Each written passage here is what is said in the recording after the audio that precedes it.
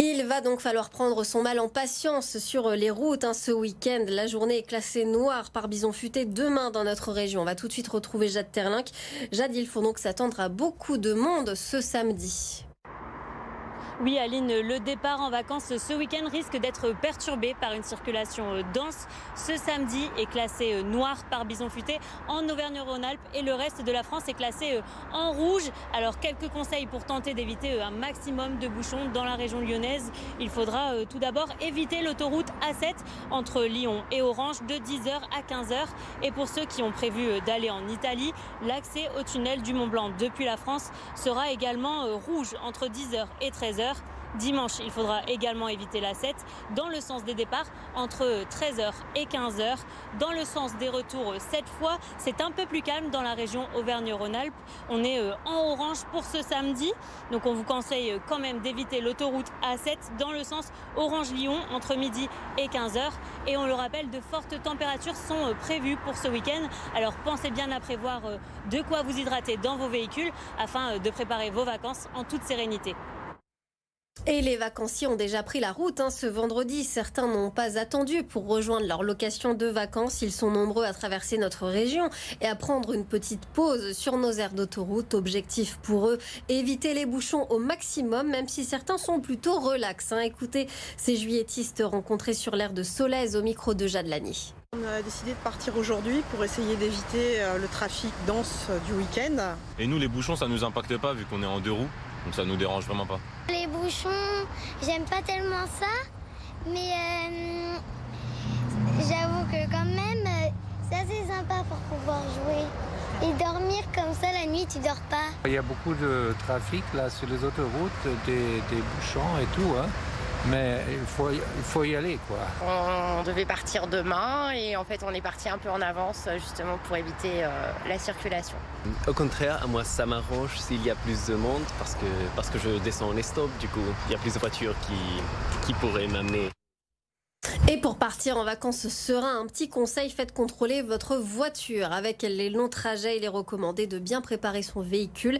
Pression des pneus, contrôle des niveaux. Vous êtes nombreux en ce moment à pousser les portes des centres auto pour partir l'esprit tranquille. Reportage d'Arthur Blé.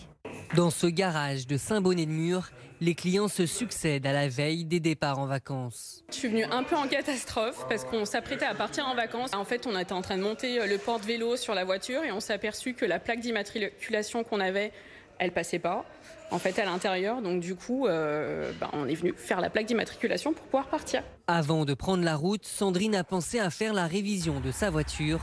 Mais si vous ne l'avez pas encore fait, voici quelques points essentiels à vérifier. Ce qu'il faut faire déjà à la base, c'est la pression des pneus, la pression des 4 pneus, éventuellement la roue de secours, parce qu'il peut y avoir des inconvénients sur la route. Et il faut faire toutes les mises à niveau, donc liquide de refroidissement. Donc là, en l'occurrence, ici, le véhicule du client est au minimum, au niveau du liquide de refroidissement. Il faut remettre du lave-glace pour nettoyer le pare-brise, et après le niveau d'huile. Donc toutes ces prestations, il faut les faire à froid, toujours. Que ce soit pour le niveau d'huile ou pour le niveau de liquide de refroidissement. Sur la route des vacances, votre voiture est souvent chargée. Pensez donc à bien gonfler vos pneus en conséquence. Dernier conseil, avant de prendre la route, vérifiez que tous vos éclairages fonctionnent afin de pouvoir rouler en toute sécurité. Il fait encore très chaud en ce moment. Le Rhône est toujours en vigilance orange à la canicule. Les fortes chaleurs qui impactent nos organismes, mais aussi notre réseau électrique. Ces derniers jours, 50 incidents se sont produits dans la métropole lyonnaise. Des milliers de personnes ont vu leur courant coupé plusieurs fois. Ça pourrait d'ailleurs se reproduire dans les jours qui viennent. Écoutez cette représentante d'Enedis interrogée par Amélie Duchamp. Ces pannes surviennent au niveau des câbles qui sont enfouis dans les sols.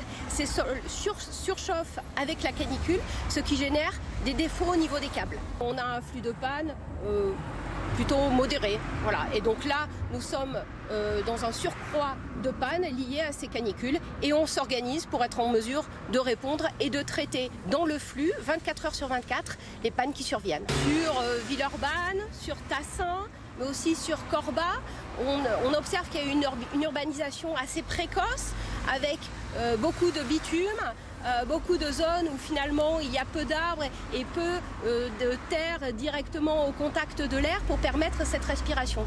C'est là que se concentrent les principales pannes. La canicule qui nous donne parfois, souvent même envie de manger une glace. Dans le Vieux-Lyon, le célèbre glacier Nardone nous régale depuis plus d'un siècle. Et cette année, il innove avec un nouveau parfum, agneau poulet. Alors vous pouvez tenter, mais à la base, c'est quand même pas pour nous les humains, mais plutôt pour nos chiens. Une gourmandise originale pour nos amis à quatre pattes et visiblement, ils sont conquis. Reportage de Pauline Tugent. Une glace poulet-agneau, c'est le goûter de Ruby aujourd'hui. Et selon sa maîtresse, elle se régale. Écoutez, elle a l'air d'aimer cette teint. Oui, c'est pas mal. Ça la rafraîchit un petit peu par ces grosses chaleurs. Surtout si s'il n'y a rien de néfaste pour eux. Elle a l'air contente. Happy Dog, c'est la dernière création du célèbre glacier Nardone dans le Vieux-Lyon. Une audace qui divise les clients. Non, impossible. Non, impossible. Je le goûterai pas, mais par contre, c'est une idée comme une autre. C'est sûr que les chiens, ça doit être rafraîchissant pour eux, par exemple. C'est sûr. Je suis pas sûre que ce serait très adapté en fait pour les animaux, qu'il y ait quelque chose de glacé pour l'organisme et tout ça. Alors moi, si j'avais un chien, je serais pas très partisane de ça. Cette glace a été créée en collaboration avec un vétérinaire et ce nouveau produit a d'abord été testé sur les chiens des propriétaires. Il n'y a aucun produit où les chiens ou les chats devraient être allergiques. C'est à base d'agneau et de poulet qui sont cuits. Donc il n'y a rien de cru, il n'y a pas de lait, il n'y a pas de sucre, il n'y a pas de tous ces produits allergisants. En fait, c'est comme leurs croquettes, mais en froid. En fait, nos chiens avaient chaud et on s'est dit, pour un peu le fun, faire un truc rigolo. Si vous voulez oser, cette glace est aussi comestible pour nous, les humains. Comptez 5 € le pot. Les joueurs de l'OL passent une partie de leur été aux Pays-Bas. Ils sont en stage depuis lundi. Au programme des activités pour souder le groupe. Les Lyonnais ont notamment fait du paintball.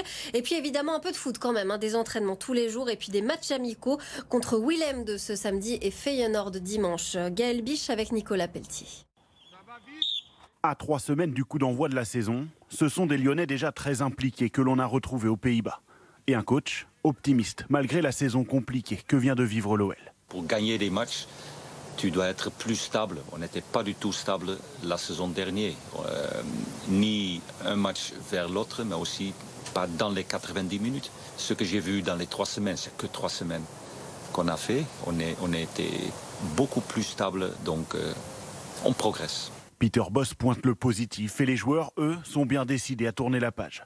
Pour écrire ce nouveau chapitre, l'OL a fait revenir 2 vieilles connaissances, Lacazette et Tolisso, pour qui l'adaptation est forcément plus rapide. Ils sont chez eux, ils connaissent bien la maison, ils connaissent aussi beaucoup de joueurs déjà sur place, donc ça facilite pas mal de choses. On attend beaucoup aussi d'eux, mais comme on attend beaucoup aussi de tous les autres joueurs qui sont présents dans l'effectif et qui sont présents sur le terrain. Et voilà, on a tous à cœur de faire la même chose, de suivre tout ça et de faire en sorte que l'Olympique Lyonnais retrouve les étoiles. Les Lyonnais sont revanchards, et comme ils n'auront que le championnat à disputer, ils comptent bien marquer les esprits. J'espère que c'est la bonne saison pour nous. C'est la saison avec un match dans la semaine qui doit nous permettre d'être le plus compétitif possible avec le PSG. Lyon assume ses rêves de podium, mais la saison sera longue et tout n'est pas encore au point. En témoigne le dernier revers 3-0 contre Anderlecht. Il reste 3 matchs amicaux à l'OL pour être prêt le 5 août contre Ajaccio.